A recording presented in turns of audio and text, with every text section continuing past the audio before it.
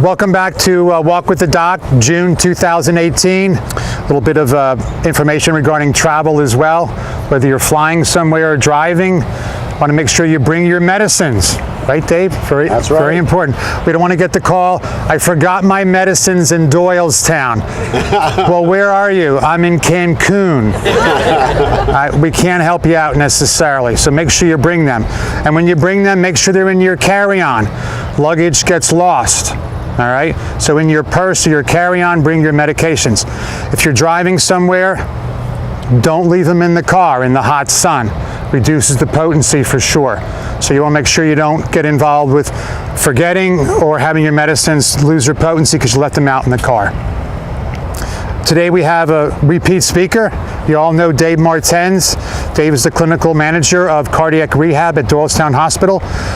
He reminded me that he spoke before about insurance, which is an important topic no matter what you're doing nowadays in healthcare. But today he's going to talk to us about summer hydration and exercising here in the hot summer days. So, Dave Martens. Okay, so hydration is very, very important. And in fact, when they survey people, they found at least 50% of people are not hydrating properly. If you wait on your thirst mechanism, you messed up. You're dehydrated. So our thirst mechanism, especially as we get older, does not work well. So you want to make sure that you have a plan instead of relying on your thirst mechanism. So very, very important to follow some of the guidelines I'm going to give you. Now, what's the problem if you do not hydrate properly? Your blood's going to become thicker. So that's not a good idea, right? Especially a heart patient. It's going to be more difficult to get through a vessel. Your blood volume's going to drop. That's not good for cardiac performance. You're going to feel more sluggish, so that's not a good thing. Your body's going to have a tough time regulating temperature if you're dehydrated. So your temperature is going to climb. Now your heart's got two jobs. Got to send blood to your working muscles so they can keep up the pace, and now it's trying to regulate temperature, sending blood to our periphery to lose temperature. So again, a problem. What about post-exercise problems? Well, normally, if you check blood pressure pre and post, what happens post, right? Our blood pressure comes down. That's one of the reasons why you exercise. You get about a 16-hour benefit of lowering your blood pressure with exercise. But if you don't hydrate properly, it drops down too much. And a patient will be like, oh, Dave, man, I'm not feeling too good. I'm lightheaded. I'm a little dizzy. Man, it's not good. And we end up lying the patient down. A lot of times they would have to go to the emergency department. And you know what the problem was? They didn't hydrate. You know what the solution was? An IV, and then they're now rehydrated and they're ready to go. So all a person has to do to prevent these unnecessary trips is just to simply hydrate properly. Now, unfortunately, I can't give you an exact formula or structure on how much to drink. Why? Why can't I give you the exacts? Well, I sweat a lot. You might not sweat that much. You might be a moderate sweater. So we all sweat at different rates. So that's one factor. Another factor is, how hot is it?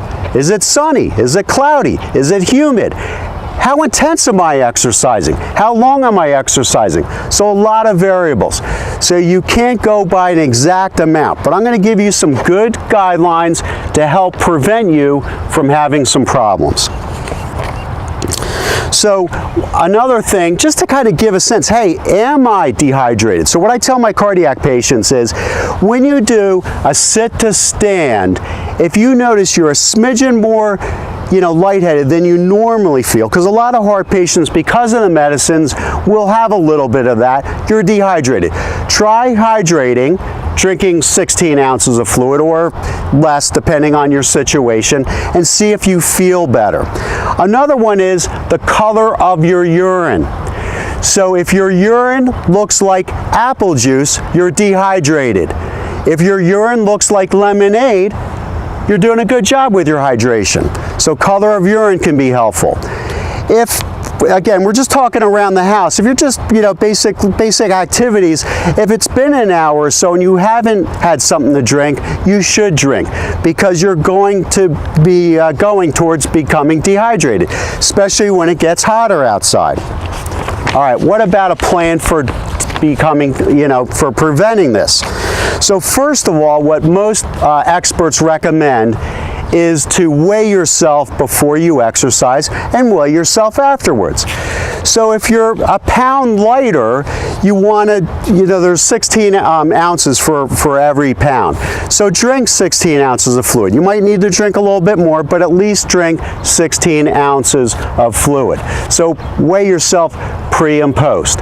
The other thing strategy they recommend is to drink around an hour before 16 to 20 ounces of fluid. So again, a bottle of water, drink that, and that should help you. Again, if you're a heart patient on fluid restriction, you're going to have to go less than that, but drink before you exercise.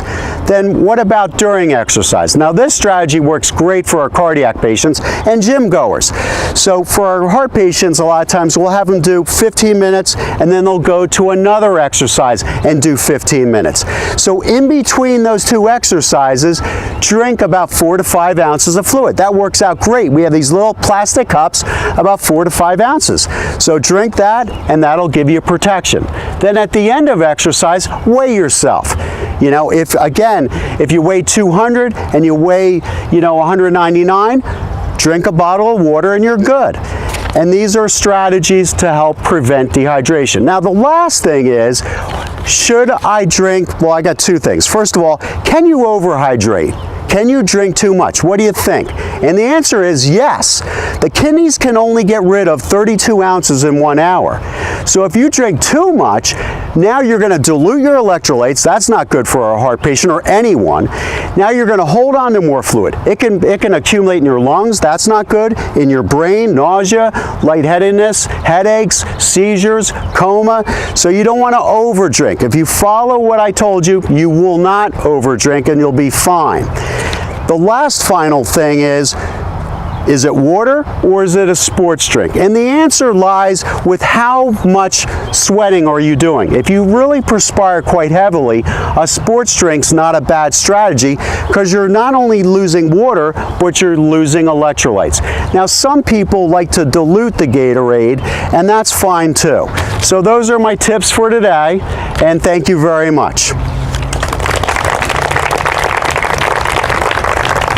Any questions for Dave?